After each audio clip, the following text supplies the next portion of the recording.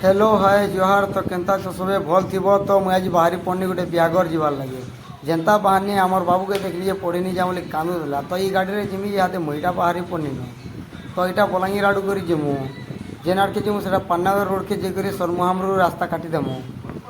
तो यहाँ आम बाहरी पड़नु और मुई एकला नहीं जा मोर साथ सुमित दा भी जाऊे और रोड रो व्यू एंता थिला भाई काଣା कहमी देखी पक तुम्हें भी टिके।